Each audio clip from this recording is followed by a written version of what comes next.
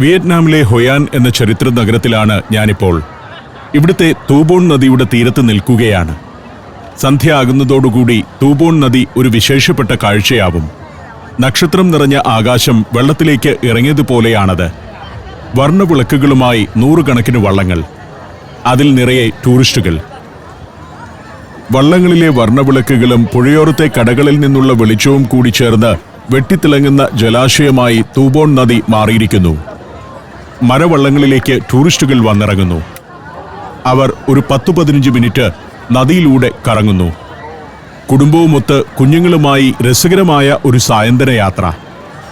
നദി മാത്രമല്ല, സന്ധ്യ ആകുന്നതോടെ തീരങ്ങളും ആഘോഷത്തിമിർപ്പിലാണ്. കടകളെല്ലാം ലൈറ്റപ്പ് ചെയ്ത് മനോഹരമായി അലങ്കരിച്ചിരിക്കും. തെരുവിൽ സൈക്കിൾ റിക്ഷകളുണ്ട്. അതിൽ ആളുകളെ കൊണ്ടുപോകുന്നു.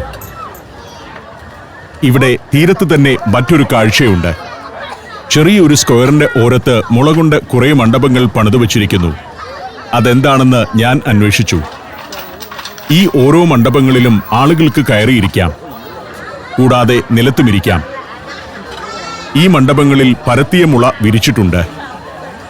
അതിൽ ആളുകൾക്ക് കയറിയിരിക്കാം. ഒരു കുടുംബത്തിന് ഒരു മണ്ഡപം എന്നാണ് കണക്ക്. അതിലേക്ക് കയറാനുള്ള ഗൗണിയൊക്കെ ജീവനക്കാർ സ്ഥാപിക്കുന്നതേയുള്ളൂ. ഗൗണി കൊണ്ടുപോയി വെക്കുന്നു. അത് കഴിഞ്ഞ് മണ്ഡപത്തിൽ മുളയുടെ ഒരു തട്ടിയിടുന്നു. ഇതൊക്കെ ഇട്ടുകഴിഞ്ഞാലേ ആളുകൾക്ക് കയറിയിരിക്കാൻ പറ്റുകയുള്ളൂ. ഒരുങ്ങിക്കഴിഞ്ഞ മണ്ഡപത്തിൽ ആളുകൾ കയറിയിരിക്കുന്നു. ഭാര്യയും മക്കളുമൊക്കെയായി ഓരോ സംഘമായിട്ടാണ് ഇരിക്കുന്നത്. ഇവിടെ ഒരു കലാപരിപാടി തുടങ്ങാൻ പോവുകയാണ്. അത് കാണാനാണ് ആളുകൾ ഈ ചുറ്റും വന്നു കൂടിയിരിക്കുന്നത്. ദ ആർട്ട് ഓഫ് ബായ് ചോയ് എന്നാണ് ആ പരിപാടിയുടെ പേര്. വിയറ്റ്നാമിലെ പ്രശസ്തമായ ഒരു കലാപരിപാടിയാണ് ബായ് ചോയ്. അത് കാണാൻ പണ്ട് നമ്മുടെ ഉത്സവപ്പറമ്പിലെന്നോണം പായം വിരിച്ച് ആളുകൾ നിലത്തിരിക്കുന്നു. അധികം താമസിയാതെ അത് തുടങ്ങുമെന്നുള്ള പ്രതീക്ഷയിൽ കുറേ നേരം ഞാൻ അതിലൂടെ ചുറ്റിപ്പറ്റിയൊക്കെ നടന്നു.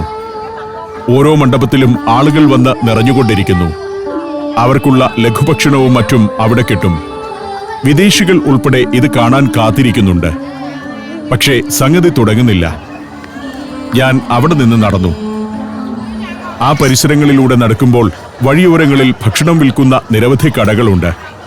വിയറ്റ്നാമിലും തായ്ലൻഡിലും മംഗോളിയയിലും കംബോഡിയയിലുമൊക്കെ വിഭവങ്ങൾക്ക് ഒരു പഞ്ഞവുമില്ല. ബുഫേ സിസ്റ്റം പോലെയാണ്. നമുക്ക് തന്നെ കോക്ടെയിൽ പോലെ ഉണ്ടാക്കിയെടുക്കാം. പുഡിംഗ് പോലത്തെ വിഭവമുണ്ട്. ജെല്ലികൾ പോലുള്ളതുണ്ട്. പായസം പോലത്തേതുണ്ട്. അതിൻ്റെ കൂടെ സൂപ്പ് പോലുള്ള ചിലതും. മധുരമുള്ളതും അല്ലാത്തതുമെല്ലാം ഉണ്ടിതിൽ. ഇതാണ് കച്ചവടക്കാരി. വേണമെങ്കിൽ അവൾ തന്നെ വിളമ്പിത്തരും. അല്ലെങ്കിൽ നമുക്ക് തന്നെ ഇഷ്ടമുള്ളത് നോക്കി വിളമ്പിയെടുക്കാം. എല്ലാം കൂടി ഒരൊറ്റ ബൗളിലേക്കാണ് എടുക്കുന്നത്. എന്തോ ഒരു പൊടിയും കൂടി അവസാനമിടും. എല്ലാം കൂടി ഇട്ടു കഴിയുമ്പോഴേക്കും ഒരു വിഭവം റെഡി. അങ്ങനെ എന്തെന്ത് വിചിത്രമായ വിഭവങ്ങളാണ് വിയറ്റ്നാമിലൊക്കെ ഉള്ളത്. നമ്മളെ കൊതിപ്പിച്ചു കളയും. ഇത്തരം വിഭവങ്ങൾ വാങ്ങിച്ച് ചെറിയ ചെറിയ സംഘങ്ങൾ കുഞ്ഞൻ സ്റ്റൂളുകളിൽ ഇരിക്കുന്നു. വട്ടം കൂടിയിരുന്ന് വിയറ്റ്നാമി രുചിയും നുകർന്ന് കഥയും പറഞ്ഞ് അവർ അങ്ങനെ ഇരിക്കുന്നു. മനോഹരമായ ആംബിയൻസ്, ഗംഭീരമായ അനുഭവം. സന്ധ്യാനേരത്ത് ഇത്തരം റെസ്റ്റോറന്റുകളുടെ തിണ്ണയിൽ തൂബോൺ നദിയിലെ പ്രകാശപ്രളയവും കണ്ട് അങ്ങനെ ഇരിക്കുക രസകരമാണ്. എല്ലാ നാട്ടുകാരുമുണ്ട്. പാശ്ചാത്യരുണ്ട്, പൗരസ്ത്യരുണ്ട്. അപൂർവമായി ഇന്ത്യക്കാരുമുണ്ട്. ഇന്ത്യക്കാർ അവിടെയൊന്നും ഇരിക്കുന്നില്ല. കാശ് മുടക്കുന്ന പരിപാടിക്ക് ഇന്ത്യക്കാരെ കിട്ടില്ലല്ലോ. വളരെ രസകരമായ വസ്ത്രം ധരിച്ച് ആളുകൾ ഇങ്ങനെ പോകുന്നു. ഇവിടെ ഒരു കച്ചവടക്കാരൻ പാൻകേക്ക് ഉണ്ടാക്കിക്കൊണ്ടിരിക്കുകയാണ്. വിയറ്റ്നാം, കംബോഡിയ, ലാവോ, തായ്ലാൻഡ് എന്നിവിടങ്ങളിലെല്ലാം വഴിയോരങ്ങളിൽ ഇത് വിൽക്കുന്നത് കണ്ടിട്ടുണ്ട്. ഒരു സ്റ്റൗ, അതിനു മുകളിൽ ഒരു തവ. ഈ പാൻകേക്ക് ഇവർ ഉണ്ടാക്കുന്നതും ഒരു കാഴ്ചയാണ്. നെയ്റോസ്റ്റ് പോലെ ഒരു സംഗതി ഉണ്ടാക്കും. ആദ്യം ഇതിൻ്റെ മാവൊഴിക്കും. അരികൊണ്ടുള്ള മാവാണ്. നല്ല കുറുകിയ മാവ്. അതിങ്ങനെ ഒരു ഉപകരണം വെച്ച് പരത്തും. നമ്മുടേതുപോലെ പകുതി കൈമുക്കി ചെറുപാത്രത്തിൻ്റെ മൂടുകൊണ്ട് നീട്ടി പരത്തുകയല്ല. മറ്റുള്ളവർക്കുണ്ടാക്കുന്ന ഭക്ഷണ സാധനങ്ങളിൽ ഇവർ കൈകൊണ്ട് തൊടില്ല. അതാണ് നമ്മുടെ നാട്ടിലേതുമായുള്ള വ്യത്യാസം. മാവ് വലിയ ദോശ പോലെ പരത്തിയ ശേഷം അതിന് നടുവിൽ പഴത്തിൻ്റെ നുറുക്കു നിരത്തും. അതൊക്കെ ശാസ്ത്രീയമായിട്ടാണ്. ഒരു നിരയിൽ 3 വെച്ചിട്ട് താഴോട്ടും കൃത്യമായിട്ട് ഒരു 4 നിര പഴം നുറുക്ക്. കഷ്ടിച്ച് ഒരു ചെറുപഴം ഇതിലുണ്ടാവും. ഈ ചെറുപ്പക്കാരനാണ് ഇതെല്ലാം ചെയ്യുന്നത്. പഴം വെച്ച ശേഷം ഇത് കൃത്യമായി മടക്കും. അതൊക്കെ വളരെ സിസ്റ്റമാറ്റിക് ആണ്. കൈകൊണ്ട് തൊടുന്ന പ്രശ്നമില്ല. 2 ചട്ടുകമാണ് ഇവന്റെ പ്രധാന ആയുധം. ഇതിങ്ങനെ കണ്ടു നിൽക്കാൻ തന്നെ രസമാണ്. മടക്കിയാൽ കഥ തീരുന്നില്ല. ഇതിൽ ബട്ടർ നന്നായി ഉപയോഗിക്കണം, എങ്കിലേ രുചി കൂടുകയുള്ളൂ. ആദ്യത്തെ ഭാഗം ഇങ്ങനെ ഉണ്ടാക്കിയെടുക്കുക എന്നതാണ്. അത് കഴിഞ്ഞിട്ടാണ് ബട്ടറിന്റെ പ്രയോഗം. ബട്ടർ കല്ലിലേക്ക് കൊണ്ടുവന്നിടും. തുടർന്ന് ഉരുകിയ ബട്ടറിലേക്ക് പാൻ കേക്ക് കയറ്റിയിടും. അതോടെ അതിൻ്റെ ഒരു ഭാഗത്ത് നന്നായി ബട്ടർ പിടിക്കും. ബട്ടർ യഥേഷ്ടം ചേർക്കുന്നുണ്ട്. അതിൽ ദാരിദ്ര്യമൊന്നും കാണിക്കുന്നില്ല. ഒരേ സമയം 2 ഉണ്ടാക്കിക്കൊണ്ടിരിക്കുകയാണ്. അതിലൊരെണ്ണം എനിക്ക് വേണ്ടിയാണ്. ഇത് കണ്ടാൽ കൊതി വരുമല്ലോ. പിടിച്ചു നിൽക്കാൻ പറ്റില്ല. അത്ര ഗംഭീര വിഭവമാണ്. ഇതൊന്നും നമ്മുടെ വഴിയോര കച്ചവടക്കാർ ഉണ്ടാക്കാത്തത് എന്താണെന്ന് എനിക്ക് അത്ഭുതമാണ്. സംഗതി തയ്യാറായി കഴിഞ്ഞാൽ അടുത്ത പരിപാടി അതിൻ്റെ മുകളിലേക്ക് ന്യൂട്ടല്ല പുരട്ടുന്നതാണ്. നമ്മുടെ കടലമാവും ചോക്ലേറ്റും കൊണ്ടുള്ളതാണല്ലോ ന്യൂട്ടല്ല. സാധാരണഗതിയിൽ ഇതിൽ മിൽക്ക് ക്രീമാണ് പുരട്ടുക. ഇവന്റെ പക്കലുള്ള മിൽക്ക് ക്രീം തീർന്നുപോയി. അതുകൊണ്ടാണ് ന്യൂട്ടല്ല പുരട്ടിയത്. തയ്യാറായി കഴിഞ്ഞ വിഭവം കട്ടിയുള്ള ഒരു കടലാസിലേക്ക് വെക്കുന്നു. എന്നിട്ടത് 8 പീസാക്കും. തുടർന്ന് ഒരു പ്ലേറ്റിലേക്ക് വെക്കും. പ്ലേറ്റിനകത്തേക്ക് കയറ്റുന്നതൊക്കെ വളരെ സിസ്റ്റമാറ്റിക്കായാണ്. ടൂത്ത്പിക്ക് പോലുള്ള ഒരു കോലിനൊപ്പം അത് തരുന്നു. ഞാൻ അതും വാങ്ങിച്ചുകൊണ്ട് നടന്നു. ഇവിടെ ഏതെങ്കിലും ഒരു കസേരയിൽ ഇരുന്ന് കഴിക്കാം. ഏത് കടയിൽ നിന്ന് ഭക്ഷണം വാങ്ങിയാലും ഏതെങ്കിലും ഒരു കസേരയിൽ ഇരുന്ന് കഴിക്കാം. ഈ കസേരയൊക്കെ അല്പനേരം കഴിയുന്നതോടുകൂടി നിറയും. ഇതിലെ ഇങ്ങനെ നടക്കുന്നത് തന്നെ ഒരു അനുഭവമാണ്. നമ്മുടെ നാട്ടിലും വരണമെന്ന് ഞാൻ പറയുന്ന ഫുഡ് സ്ട്രീറ്റ് ഇങ്ങനെയുള്ളതാണ്. ഇങ്ങനെ വൃത്തി വേണം. ഇതുപോലൊരു സിസ്റ്റം വേണം. വിഭവ സമൃദ്ധമായിരിക്കണം. ഡിസിപ്ലിൻ വേണം. ഫുഡ് സ്ട്രീറ്റ് മാത്രമല്ല, ധാരാളം റെസ്റ്റോറൻറ്റുകളുമുണ്ട് ഇവിടെ. അവിടെയൊക്കെയുള്ള ആംബിയൻസ് അതിഗംഭീരമാണ്. പച്ചപ്പും ആ പൗരാണിക ഭാവവും കെട്ടിടങ്ങളുടെ ലൈറ്റിങ്ങും ആ പരിസരത്തെ വൃത്തിയും എല്ലാം കൂടി ചേർന്ന് നമ്മളെ കൊതിപ്പിക്കും. അത്താഴം ഇവിടെ നിന്ന് തന്നെ കഴിക്കാമെന്ന് തോന്നിപ്പോകും. ഞാൻ ഇവിടെ നിന്നാണ് അത്താഴം കഴിക്കുന്നത്. നേരത്തെ വാങ്ങിച്ച വിഭവമാണ് എൻ്റെ അത്താഴം. വേറൊരു കൂട്ടർ ഇവിടെയുണ്ട്. റെസ്റ്റോറൻറ്റുകൾക്കിടയിലിരുന്ന് കൊത്തുപണി നടത്തുകയാണ്. ബുദ്ധന്റെ ശില്പമാണ്. കിഴക്കൻ ഏഷ്യയിൽ ഏറ്റവും അധികം വിൽക്കുന്ന ശില്പം ബുദ്ധൻ്റേതാണ് എന്നാണ് എനിക്ക് തോന്നുന്നത്.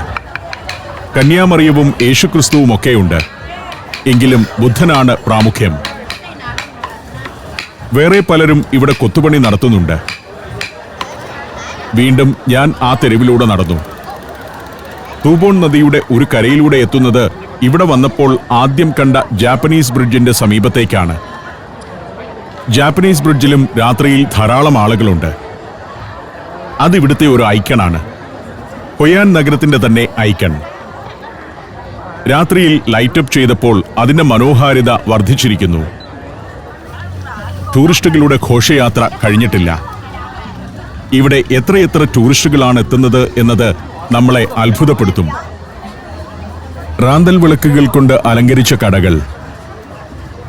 വീണ്ടും റെസ്റ്റോറൻറ്റുകളുടെ നിര. അധികം ആളുകളില്ലാത്ത റെസ്റ്റോറൻറ്റുകളുമുണ്ട്. താമസിയാതെ ഇവിടെയൊക്കെ ആളുകൾ വരുമായിരിക്കും. തെരുവിൽ നിന്ന് ഉള്ളിലേക്ക് കയറിയുള്ള റെസ്റ്റോറൻറ്റുകളുണ്ട്. ചെറിയൊരു പറമ്പ് സ്വന്തമായിട്ടുള്ള റെസ്റ്റോറൻറ്റ്. ചണം കൊണ്ടും കോട്ടൺ കൊണ്ടുമൊക്കെയുള്ള ബാഗുകൾ വിൽക്കുന്ന കടകൾ. പാശ്ചാത്യമായ സാൻഡ്വിച്ച് പോലുള്ള സാധനങ്ങൾ വിൽക്കുന്ന റെസ്റ്റോറൻറ്റുകളുമുണ്ട് ഇവിടെ. എല്ലാറ്റിനും ഭംഗിയും വൃത്തിയുമുണ്ട്. ലൈറ്റപ്പ് ചെയ്തിരിക്കുന്നതിന് ഒരു സൗന്ദര്യവുമുണ്ട്. നല്ല പച്ചപ്പിനിടയ്ക്ക് ഗംഭീരമായ സസ്യലതാദികൾക്കിടയിലിരിക്കുന്ന മായി ഫിഷ് എന്നൊക്കെ പേരുള്ള റെസ്റ്റോറൻറ്റുകളും അതിമനോഹരമാണ്. ഇതെല്ലാം നദീതീരത്താണ്. പൂത്തുലഞ്ഞ ബൊഗൈൻവില്ലയുടെ പന്തലിനടിയിലാണ് ഈ റെസ്റ്റോറൻറ്റ്. എല്ലാം എത്ര സുന്ദരമാണ്. ഇവിടെ ഒരു 4-5 ദിവസം താമസിച്ച് ഈ റെസ്റ്റോറൻറ്റിൽ നിന്ന് ഭക്ഷണമൊക്കെ കഴിച്ച് അങ്ങനെ ജീവിക്കാം. വിയറ്റ്നാമി തൊപ്പിയാണിത്. പാടത്ത് പണിയെടുക്കുമ്പോൾ വിയറ്റ്നാംകാർ ഉപയോഗിക്കുന്ന തൊപ്പി. ഇപ്പോൾ ടൂറിസ്റ്റുകളും അത് തലയിൽ വെച്ചാണ് നടക്കുന്നത്. ഞാൻ നടന്ന് വേറൊരു കച്ചവടക്കാരന്റെ സമീപത്തേക്കെത്തി. ഇയാൾ വീഗൻ റൈസ് പേപ്പറാണ് ഉണ്ടാക്കി വിൽക്കുന്നത്. I like to try vegan Hoi An dry pepper. ആൾ വളരെ ഫ്രണ്ട്ലിയാണ്. I like to try vegan. വിയറ്റ്നാമി പിസ എന്നാണ് ഇവരിതിനെ വിശേഷിപ്പിക്കുന്നത്. Yeah, Vietnam pizza very good. Where from? വിയറ്റ്നാമി പിസ എന്ന് പറയുമെങ്കിലും വിഭവത്തിന്റെ ഇന്നാട്ടിലെ പേര് ബാൻ ട്രാങ് നോങ് എന്നാണ്. Bánh tráng nước This one. pizza Vietnam. Vietnamese pizza. Yeah, Vietnam pizza. Yeah, Vietnam pizza. Vietnamese pizza. അരികൊണ്ട് പത്തിരി പോലുള്ള ഒരു സംഗതി ഉണ്ടാക്കിയിട്ട് അതിനകത്ത് കുറച്ച് അരിഞ്ഞ പച്ചക്കറികൾ വെക്കുന്നു. പിന്നെ ഒരു കാടമുട്ട പൊട്ടിച്ചൊഴിക്കും. I like pizza Hoi An. അതെല്ലാം കൂടി അടിച്ച് ഇതിനകത്ത് പുരട്ടും. Right here. Like that. വേറെയും Like എന്തൊക്കെയോ that. ചേരുവകളുണ്ട്. Sorry. കുറച്ച് ചീസ്, മറ്റു പല സാധനങ്ങൾ. അതെല്ലാം കൂടി ചേർത്ത് അവനെ മടക്കും. Coconut. കനലിന്റെ മുകളിൽ വെച്ചാണ് ഇതൊക്കെ ചെയ്യുന്നത്. What's your name? Hung Hoi An. തന്റെ പേര് ഹും എന്നാണെന്ന് കച്ചവടക്കാരൻ പറഞ്ഞു. Hung Hoi An. ഹും ഹൊയാൻ എന്ന മുഴുവൻ പേര്. Very good. സ്ഥലപ്പേര് സ്വന്തം പേരിൽ ചേർത്തതാവാം. ഹും എന്ന് പലതവണ പറഞ്ഞു തന്നു. ഒടുവിൽ ഇന്ത്യക്കാർക്കെല്ലാം നമസ്കാരവും പറഞ്ഞു. ഞാൻ അവിടെ നിന്ന് വീണ്ടും നടന്ന് സോങ് ഹോവായി എന്ന സ്ക്വയറിലേക്കെത്തി. സോങ് ഹോവായി സ്ക്വയറിലാണ് വൈകുന്നേരം ഞങ്ങളെ ഇലക്ട്രിക് ബഗ്ഗിയിൽ കൊണ്ടുവന്ന് ഇറക്കിവിട്ടത്. ഇവിടെ നിന്ന് ബസ് പാർക്ക് ചെയ്തിരിക്കുന്നിടത്തേക്ക് പോവുകയാണ്. നഗരത്തിന്റെ മറ്റൊരു ഭാഗത്താണ് പാർക്കിംഗ്. അങ്ങോട്ട് പോകുമ്പോൾ റെസ്റ്റോറന്റുകളുടെ നിര ഇവിടുത്തെ തെരുവോരങ്ങളിലുമുണ്ട്. ചില സ്മാരകങ്ങളൊക്കെ കാണാം കടന്നു പോകുമ്പോൾ. പുറകിൽ നല്ല ഹോട്ടലുകളും റിസോർട്ടുകളുമെല്ലാം ഉണ്ട്. ടൂറിസത്തിനു വേണ്ടി മാത്രം ഒരുങ്ങിയിരിക്കുന്ന സ്ഥലങ്ങളാണ് വിയറ്റ്നാമിലെ ഹൊയാനും ദനാങ്ങുമൊക്കെ. പാർക്കിങ്ങിൽ ചെന്നു, ബസ്സിൽ കയറി. ഇനി ഞങ്ങൾ ദനാങ്ങിലേക്ക് പോവുകയാണ്. ദനാങ്ങിലേക്ക് ഹൊയാനിൽ നിന്ന് 3/4 മണിക്കൂർ യാത്രയുണ്ട്. കടൽ തീരത്തുകൂടിയാണ് പോകുന്നത്. ബീച്ചൊക്കെ ഒരുങ്ങിയിരിക്കുന്നു. ബീച്ചിൽ പക്ഷേ അധികം ആളുകളെ കാണുന്നില്ല. ഒടുവിൽ ഹിൽട്ടൺ ഗാർഡൻ ഇൻ എന്ന ഹോട്ടലിലെത്തി. ഇവിടെയാണ് ഞങ്ങൾ സഞ്ചാരം ടീം താമസിക്കുന്നത്. അവിടെ ചെന്നു, അത്താഴം കഴിച്ചു, പിന്നെ കിടന്നുറങ്ങി. Albania, Maldives, Georgia, Ethiopia. സഞ്ചാരം വോളിയം നമ്പർ 11. ഫുൾ HD-യിലുള്ള ഈ അപൂർവ ദൃശ്യയാത്രാ വിവരണ ശേഖരം സ്വന്തമാക്കാൻ 9955444222 എന്ന നമ്പറിലേക്ക് സഞ്ചാരം എന്ന് SMS ചെയ്യൂ. പിറ്റേന്ന് രാവിലെ ബ്രേക്ക്ഫാസ്റ്റും കഴിച്ച് എല്ലാവരും റെഡിയായി. ഹോട്ടലിൽ നിന്ന് ചെക്ക്ഔട്ട് ചെയ്തു. ഇന്ന് ഞങ്ങൾ വിയറ്റ്നാം വിടുകയാണ്. കംബോഡിയയിലേക്കാണ് അടുത്ത യാത്ര. അതിനു മുൻപ് ഹൊയാനിൽ വേറെ ചില കാഴ്ചകൾ കാണാനുണ്ട്. നമ്മുടെ ഗൈഡ് മൈക്കിൾ വിയറ്റ്നാമിലെ ഏറ്റവും പ്രശസ്തമായ പാട്ടാണ് പാടുന്നത്. വിയറ്റ്നാം ഹോച്ചിമിൻ, വിയറ്റ്നാം ഹോച്ചിമിൻ എന്നാണ് പാട്ട്. നമ്മൾ ദനാങ്ങിന്റെ വാട്ടർ ഫ്രണ്ട് റോഡിലൂടെയാണ് പോകുന്നത്. അതിവേഗം വളരുന്ന ഒരു പട്ടണമാണ് ദനാങ്. 12 വർഷങ്ങൾക്ക് മുൻപ് ഞാനിവിടെ വന്നിട്ടുണ്ട്. അന്ന് ദനാങ്ങിന്റെ ഈ ഭാഗമെല്ലാം വിജനമായിരുന്നു. ഇപ്പോൾ ആകെ മാറി. 6 വരിയുള്ള പാത, അതിന് നടുക്ക് ഗംഭീരമായി ലാൻഡ്സ്കേപ്പ് ചെയ്ത തെങ്ങുകൾ വളരുന്ന ഒരു ഗാർഡൻ. അതിന്റെ മറുഭാഗത്ത് കടൽ തീരമാണ്. അതിമനോഹരമായ ഒരു പ്രൊമനേഡ്. നല്ല വൃത്തി. പെട്ടിക്കടകൾ കൊണ്ടുവന്ന് സ്ഥാപിച്ചിട്ടില്ല. വാഹനങ്ങൾ തോന്നുന്നിടത്തെല്ലാം പാർക്ക് ചെയ്യുന്നില്ല. ഫ്ലെക്സുകളും ബാനറുകളും പോസ്റ്ററുകളുമില്ല. അതില്ലാതെ വരുമ്പോൾ തന്നെ ഒരു വൃത്തിയുണ്ടാകും. ഇലക്ട്രിക് പോസ്റ്റുകളില്ല എന്നുള്ളതാണ് മറ്റൊരു കാര്യം. നമ്മുടെ ഏത് തെരുവിനെയും വൃത്തികേടാക്കുന്നത് ഇലക്ട്രിക് പോസ്റ്റുകളും അതിൽ ചിലന്തിവല പോലെ തലങ്ങും വിലങ്ങും പോകുന്ന കേബിളുകളും കമ്പികളുമാണ്. ദനാങ്ങിൽ നമ്മൾ ഇലക്ട്രിക് പോസ്റ്റേ കാണില്ല. ഒരു വശത്തുമില്ല. കടൽ നല്ല പ്രക്ഷുബ്ധമാണ്. പാതയെ അതിരിട്ട് നിൽക്കുന്ന തെങ്ങുകളുടെ നിര. എത്ര ഗംഭീരമായ സ്ഥലം. ഫ്രഞ്ച് കൊളോണിയൽ കാലത്ത് നല്ലൊരു സുഖവാസ കേന്ദ്രമായിരുന്നു ദനാങ്.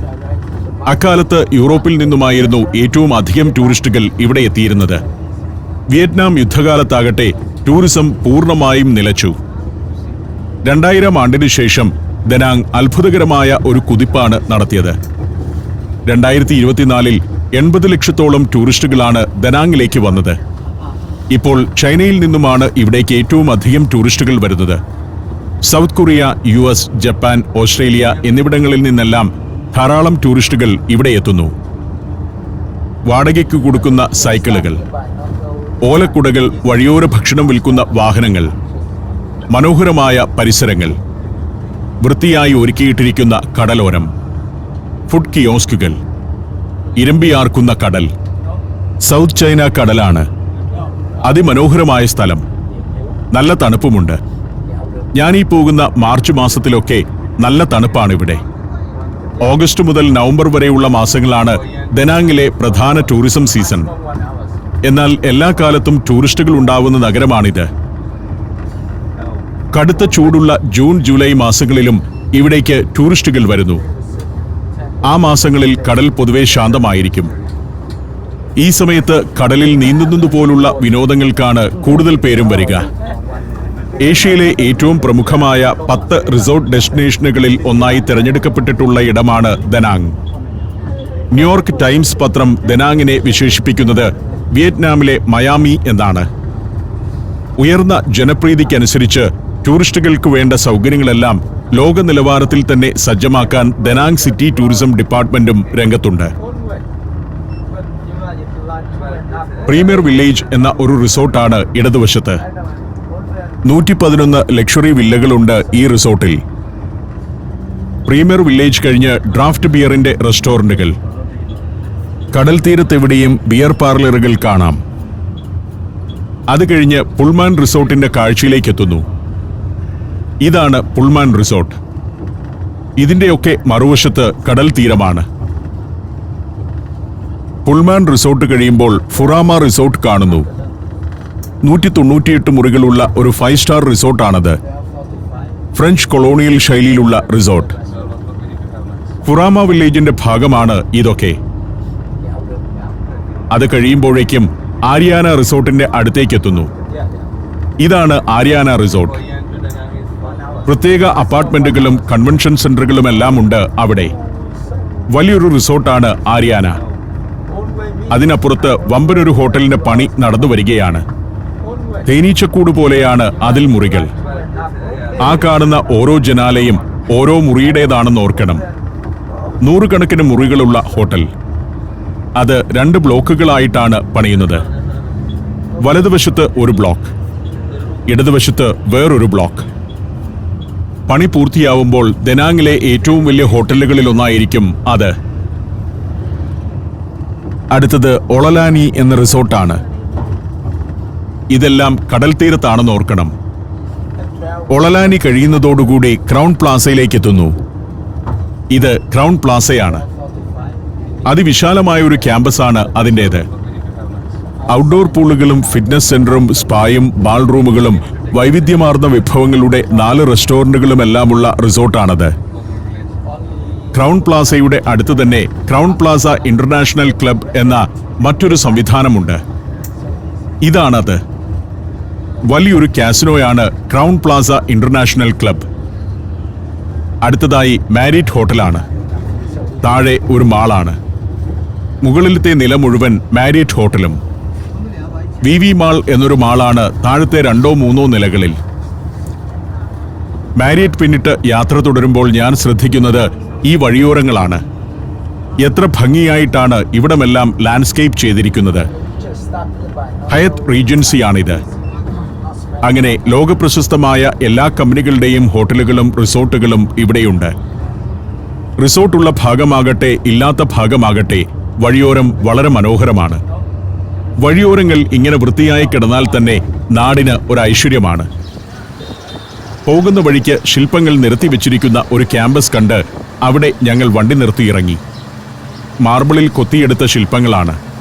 പോത്തിന്റെ പുറത്തിരുന്ന് വേണുവൂതുന്ന കർഷകൻ, ബുദ്ധന്റെ പല ഭാവങ്ങൾ, വൃദ്ധന്മാർ, സന്യാസിമാർ, അങ്ങനെ പലരും. അസാമാന്യ കലാകാരന്മാരാണ് ഇതൊക്കെ കൊത്തിയെടുത്തിരിക്കുന്നത്. ബുദ്ധന്റെ തന്നെ പല ഭാവത്തിലുള്ള ശില്പങ്ങളുണ്ട്. ലോകത്ത് ഏറ്റവും അധികം വിൽക്കുന്നത് ബുദ്ധന്റെ ശില്പങ്ങളായിരിക്കണം. പിന്നെ വീട്ടുപകരണങ്ങളും ഫ്ലവർ വേസുകളും. ഇതെല്ലാം മാർബിളിലും വ്യത്യസ്തമായ ശിലകളിലും കൊത്തിയെടുത്തതാണ്. ഇത് വാങ്ങിക്കൊണ്ടു പോകാം. പക്ഷേ ഞങ്ങളുടെ കൂടെയുള്ള ആരും അതിന് തുനിഞ്ഞില്ല. പല പല ദേവതകൾ. വലിയൊരു കെട്ടിടമാകെ ഷോറൂമാണ്. വേറെ യാർഡുണ്ട്. ഷോറൂമിൽ വെച്ച് കച്ചവടം നടന്ന സാധനങ്ങളാണ് ഇവിടെ നിരത്തി വെച്ചിരിക്കുന്നത്. ഇതൊക്കെ ഇവിടെ നിന്ന് പാക്ക് ചെയ്തയക്കും. നമ്മൾ ഓർഡർ ചെയ്ത് പേയ്മെന്റ് നടത്തിയാൽ മതി. USA കയറിപ്പോകേണ്ട ഒന്നാണിത്. ടീന ബെർഗ്സ്റ്റോം എന്നയാൾക്ക് അയക്കാനുള്ളത്. എന്തൊക്കെയോ സാധനങ്ങൾ പാക്ക് ചെയ്തു വെച്ചിരിക്കുന്നു. ഇതിനി കപ്പൽ കയറി USA ഇങ്ങനെയും കൂടിയാണ് ഇവിടെ വരുമാനമുണ്ടാകുന്നത്. വെറുതെ ഹോട്ടൽ മുറിക്ക് മാത്രമല്ല വരുമാനം. കരകൗശല വസ്തുക്കൾ ഉണ്ടാക്കുന്നവർക്കും ശില്പവിദ്യ നടത്തുന്നവർക്കുമൊക്കെ എങ്ങനെയാണ് ടൂറിസത്തിലൂടെ വരുമാനം ഉണ്ടാകുന്നതെന്നതിൻ്റെ കാഴ്ചയാണിത്. ഇതൊക്കെ ഉണ്ടാക്കുന്ന നിരവധി ഫാക്ടറികളുണ്ട് ഇന്നാട്ടിൽ. മെക്കനൈസ്ഡ് ആണ് ശിലയിലെ കൊത്തുപണിയൊക്കെ. ആയിരക്കണക്കിന് ആളുകൾ ഈ രംഗത്ത് ജോലി ചെയ്യുന്നുണ്ട്. പറമ്പിലും കെട്ടിടത്തിനകത്തുമെല്ലാം ശില്പങ്ങളാണ്. അതെല്ലാം കണ്ടുകൊണ്ട് കുറച്ചു നേരം ഞാൻ അതിലേ നടന്നു.